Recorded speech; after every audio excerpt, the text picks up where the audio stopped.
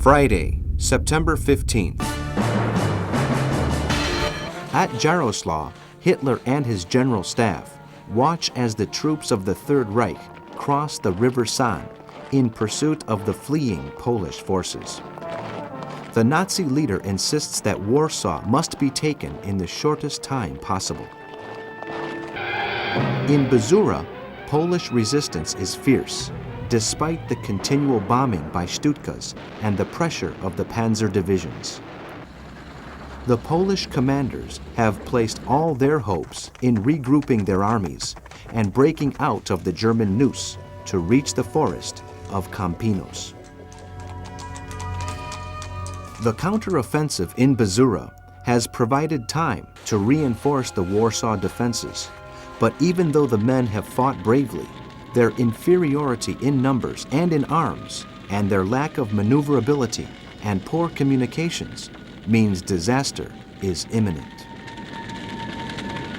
Their commander-in-chief, Marshal Edward Śmigły-Rydz, abandons the Polish capital with a consequent break in the chain of command as the Poles try to withdraw behind the Vistula under continual German attacks from the air and land.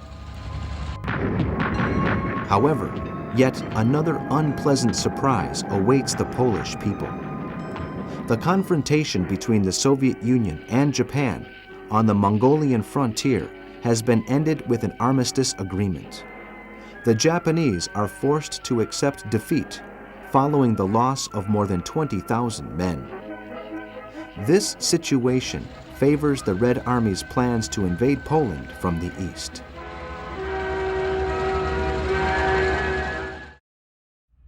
Saturday, September 16th. Warsaw is surrounded by German divisions. At 8 o'clock in the morning, the Polish commanders receive an ultimatum to surrender in the next few hours, with the promise that both soldiers and civilians will be well treated.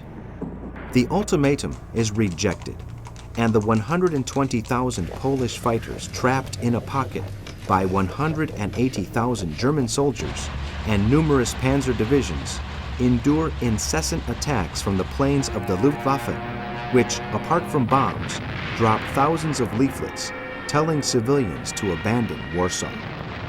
Colonel Valerian Suzma has converted the Polish capital into a veritable fortress. Trenches have been dug across streets and barbed wire put in place, and sharpshooters and machine gun posts are hidden inside buildings. Tunnels link different parts of the city, and access roads are blocked with anti-tank weapons, artillery, and mortars. But still, the German army continues to advance. Occupying Kutno, General Heinz Guderian's units put more pressure on the Poles along the western banks of the river Bzura. In the Sea War, U-29, commanded by Otto Schuchart, sinks the British aircraft carrier Courageous, 200 miles southwest of Ireland. This first big success for the German submarine fleet has important repercussions, sparking debates about the utility of aircraft carriers that will influence Hitler to halt construction of the Graf Zeppelin. For his part, Churchill orders all those in the Atlantic to return to port as a precaution. Sunday, September 17th. The Russian Foreign Minister, Vyacheslav Molotov, delivers a letter to the Polish ambassador in Moscow, announcing the immediate attack on his country. At 2 in the morning, the Wehrmacht headquarters receives a message from the military attaché in the German embassy in Moscow, informing them that the Red Army has begun a series of maneuvers, though the objective is unknown. At 4 in the morning, in accordance with the secret clause of the Nazi-Soviet non-aggression treaty, and using the pretext of protecting the interests of Ukrainians and Belarusians in Poland, 800,000 soldiers of the Red Army cross the frontier in direction of the line that marks the extent of the territory that will fall under Soviet control. Not knowing of the secret clause, the German generals are taken by surprise. But for the Polish High Command, who were hoping for the start of a French offensive in the west, the news of what is happening on their eastern flank is a crushing blow, especially as Poland had signed a non-aggression pact with the Soviet Union in 1932. The Soviet invasion comes as an enormous betrayal. Hitler urgently meets with his commanders in his train America to bring them up to date with the situation, as news comes in of an attack on the headquarters of the Luftwaffe with explosives.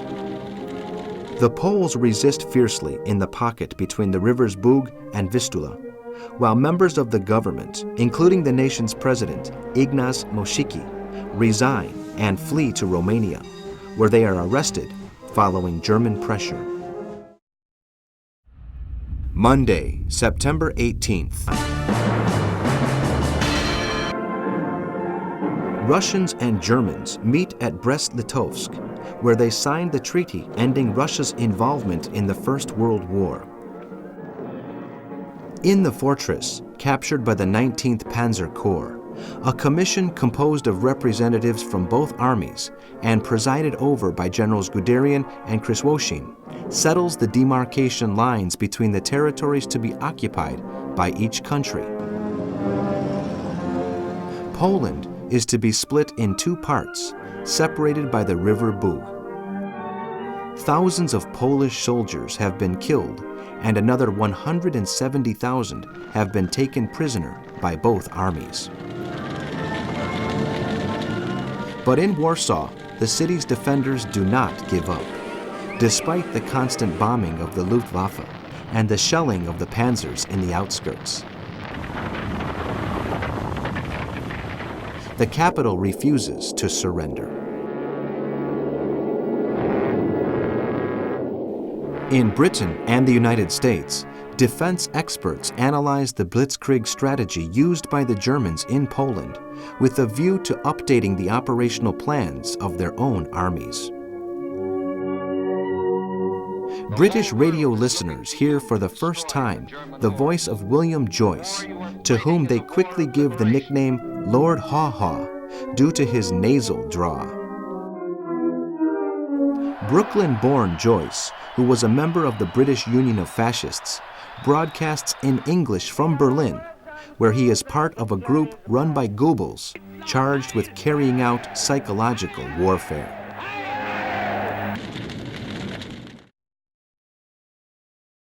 Tuesday, September 19th. Warsaw has been enduring shelling from German artillery for more than a week. The Polish capital is bleeding to death. In Danzig, in the north of Poland, Hitler is triumphantly received by thousands of people.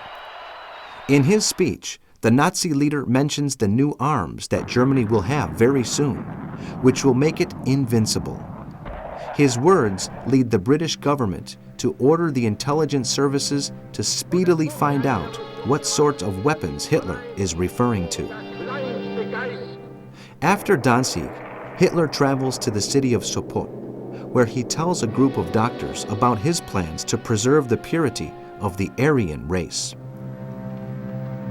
Dr. Kurt Brandt, his personal physician, and Dr. Philipp Buller of the Nazi Party were authorized to find the most painless method to end the lives of those men and women they deemed not worthy of life and were seen as a source of contamination to the pure Aryan race.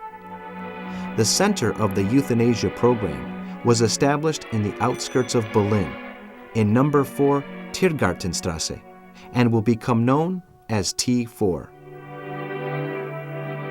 Hermann Göring puts out feelers to the British government to see if they might be willing to negotiate an armistice. Lord Halifax, the British foreign minister, rejects these approaches in the name of his government, and that of France also. Meanwhile, the British Expeditionary Force, having arrived on French soil, marches towards the frontier to join the French forces there.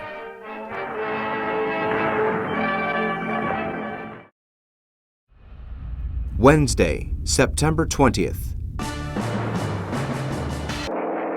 At midday, General Walter von Braustich informs Hitler that the Wehrmacht has achieved all the objectives of Operation Weiss, Case White. The western part of Poland has been occupied and the Polish army defeated. A total of 420,000 prisoners have been taken and 60,000 enemy soldiers killed, against 10,500 Germans. Nevertheless, the SS Einsatzgruppen, Special Task Forces, under the command of Udo von Reusch, continue assassinating people, especially Jews, in their ethnic cleansing operations, regardless of the protests of Field Marshal Karl Gerd von Rundstedt and some of his officers and men. Hitler is hopeful that within a few days, Warsaw's defenders will be definitively beaten, along with those groups still resisting in the southeast of Poland and on the Hela Peninsula. Although the Nazi leader has decided to invade Western Europe, he is waiting for France and Britain to present him with the pretext to justify his actions. For this reason, he restrains his forces on the Western Front and orders German submarines not to detain or attack French ships, but rather to concentrate on the blockade of Britain. U-boat commanders are obliged to make sure of the nationality of ships, both during the day and at night. On operations to the west of the Isle of Lewis in Scotland, U-27 is sunk by the British destroyers Forester and Fortune. Its 38 crew members are rescued.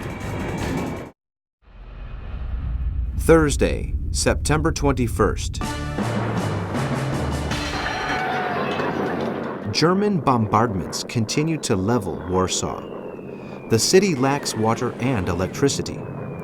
All supplies have been cut off and the population is dying of hunger.